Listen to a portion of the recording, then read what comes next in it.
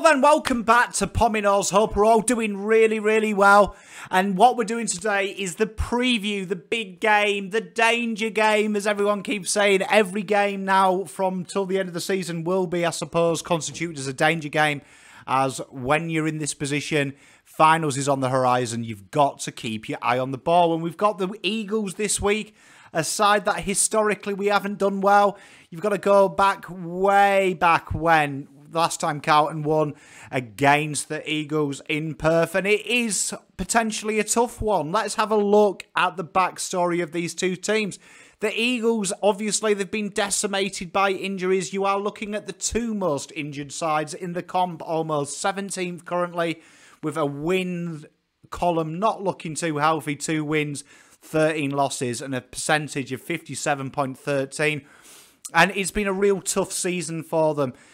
For the Eagles, and they're deep in really what has to be said a rebuild year for them. They've struggled. They've been really curtailed by injuries. They had the COVID case as well, one of the only sides to actually have to use it. And it doesn't look really crash hot for them, does it? Even though they've got a few players back this week and last week, what you saw against Richmond was really, a lot has been made about it, but it is Richmond. Richmond are a team that genuinely suffer around the centre clearances, around stoppages, and they really got a dominance around there and made it scrappy and ugly. And West Coast are really a Carlton side of like maybe the 2017-2019 era, where they haven't got the cattle to really hurt sides with the list they've got at the moment. And what they're looking for and what they did against Richmond really well is they're a high-marking side, number 3rd in the comp. They're a kick-heavy side. They really do like to use the kick a lot more than the handball, and it's a very tempo-based game. And what they did really well against Richmond was take that pace off the game and really make it scrappy at times. In the end, though, people are saying, oh, Eagles did really well, but it was a 35-point loss. Do you know what I mean? If 5 goals nowadays are considered doing well, really, when you're 5th, you don't deserve to be 5th if you're going in with fear. That being said, you always have to respect elite-level sporting sides, and they are a side that do have the cattle and they do have the nous to make it very difficult. And if it stays too close for too long, as we saw in them dark days of Carlton, there's always a chance, and Carlton will have to be wary of that, particularly around the centre clearances and around the stoppages, which they did do poorly against St Kilda in their setup, albeit kind of evening it out towards the end when they got a handle of it. Carlton, on the other hand, 40 points, 5th, 10 wins, 5 losses. Been pretty good on it. Do you know what I mean? Carlton, obviously one of the most using side in the comp disposals. 2nd in marks, so they can match that marking power. And it's a game plan that really does look pretty good, doesn't it? The one area of concern probably for Carlton, which is obvious when you are so good with the ball, is the tackle numbers have died down in recent weeks. 16th ranked for tackles. And that is something that probably Carlton are going to be looking at this game. They're going to have to probably be in tight and look to spread well. Carlton wants to look for the spread. If Carlton can get the ball in motion, they win this game 19 times out of 20. And it's one of them games where really, for a Carlton fraternity, we have to get our mindset of being a good side, a good football side. If you're a good football side, look at GWS when they played us with 16 men. They will have come to Carlton's home and gone, all we've got to do is play our brand, impact our brand, and in the end, it will be too much for them. And that's what Carlton have got to do.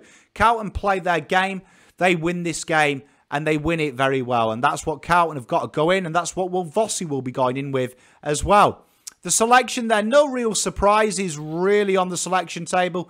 Carlton bringing Wheater in, Owens, Sam Durden and Hayes make the extended bench. At the time of writing, what I would predict is Carlton will go very normal. They'll go Jack Noons, they'll go Adam Cherra, they'll go Zach Fisher. And I suspect Corey Durden will come in, which would mean Honey would come out. And I think that's what Carlton do. I think Sam Durden's there for me, that people are saying Eagles are tall. Are they? Not really. Eagles really genuinely have the same makeup as most AFL sides, particularly in the forward half of the ground. And I think there that Carlton will back their philosophy in. Although I wasn't a fan of Noons covering the back, to be honest, his numbers weren't that bad. Do you know what I mean? 93%. He went at 100% when he lined up at halfback. his turnovers were more in the middle of the ground. And it was more of a fact that Carlton didn't get real handle on the spread. I think Carlton will go bold there. And I think that really Voss, if he brings in Sam Durden for this, that would say to me that Carlton are more worried than they should be. And as we've seen in them dark ages, you don't come into a game with fear. You come into a game with the brand. Back the brand in, back the fast ball movement in. And really last week was an anomaly with Adam Cherra being very disappointing. You would have thought after the Freo game with an extra mid, it would have gone well. But I do suspect they backed that plan in. Do you know what I mean? The Optus would suit Carlton because it is a quick ground. You want to be playing it quick there. And it suits Carlton. Eagles, on the other hand, Rotham was omitted. Yo and West go out for them. And I reckon with their bench, they will go Witherden. I think they'll go Jack Petrocelli. I've got a feeling they'll play Bailey J. Williams. And I think Greg Clark will come in.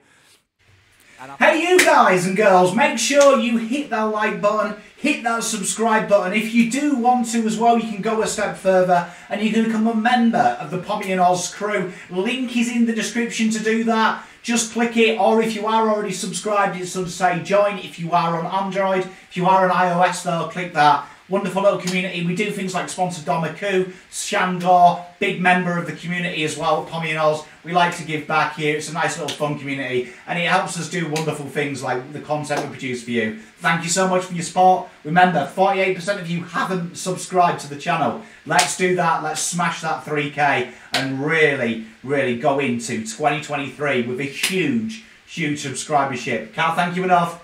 Enjoy the rest of the video. And I think they'll go with the two rucks. I think that that's something that they'll look at this game and they need to get that stoppage and clearance and make it tight and make it hard for Carlton. Carlton will be looking to spread that as quickly as possible.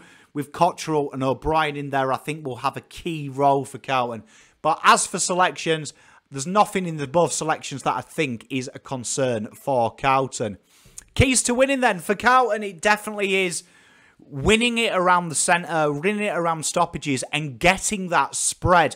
One thing we've seen with Carlton in recent weeks is when the disconnect comes from the midfield, who play a huge role in what Vossi expects. The midfield group here, they act as an extra in forward and as an auxiliary in defence. And last week, we reacted to that rebounding. And this is something that we've got a bit of an opportunity here. Genuinely, West Coast Eagles don't play fast out of the back. They like to control the football. It's a very similar style to Carlton in the terms of they like to have their hands on the ball. And genuinely, they are a high disposal number side in their glory years. Carlton aren't going to really be up against the issues that they have faced.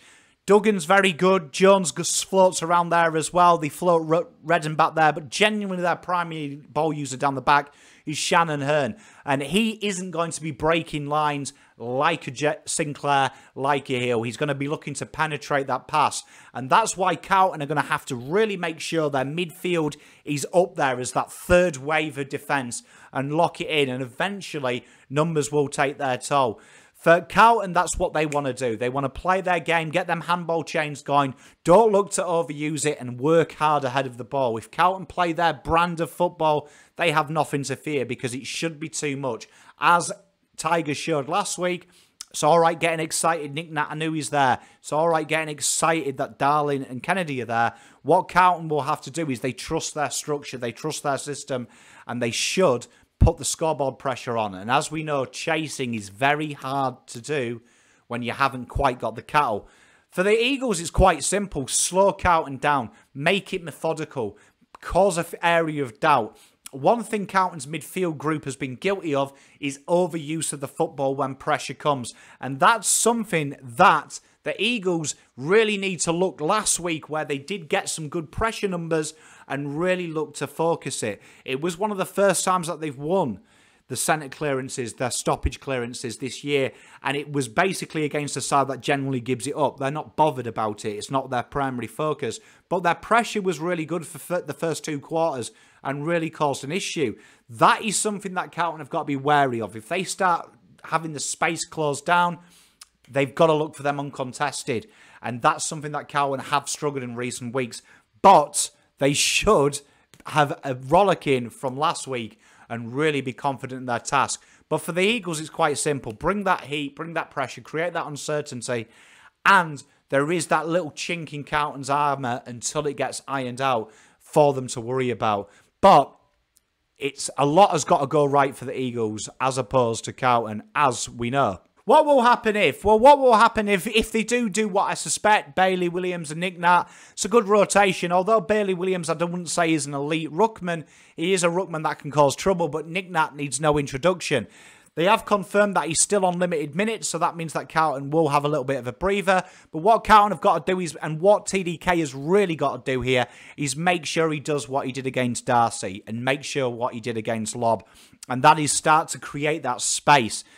If Carlton start to get that handball out the back to Hewitt and Walsh and Fisher aren't being played on the ball in their native positions of getting round the back and being able to create that uncontested possession from the next kick, Carlton will be in trouble. If they start overusing the handball, the Eagles are very good users of the football generally. They have a lot of key personnel there. Although they're missing Sheed and players like that, they still have enough there in that midfield to really get that transition going, particularly from the middle of the park.